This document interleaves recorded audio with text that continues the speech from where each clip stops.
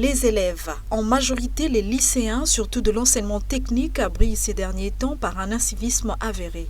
Tous les jours, ils s'écartent à petit de la vocation qui est la leur, celle de prêter attention, mais aussi des valeurs qu'ils devraient incarner en tant que pépinière et espoir d'une nouvelle génération.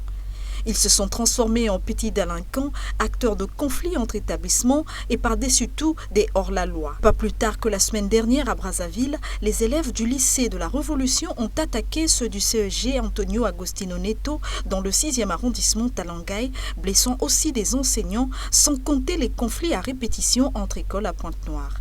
Ces derniers donnent un mauvais exemple à la cité.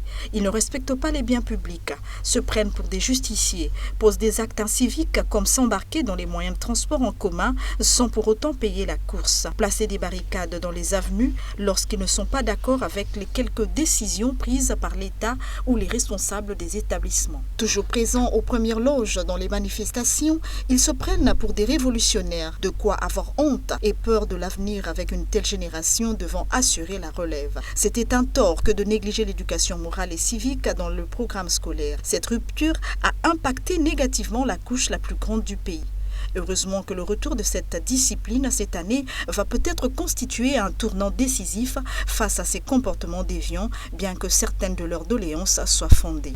Les difficultés de transport avec les demi-terrains qui n'arrangent pas ces élèves qui n'ont pas les moyens de se payer tous ces trajets, plus encore arriver à temps à l'école. Les conditions d'études avec l'insuffisance des tables bancs, etc.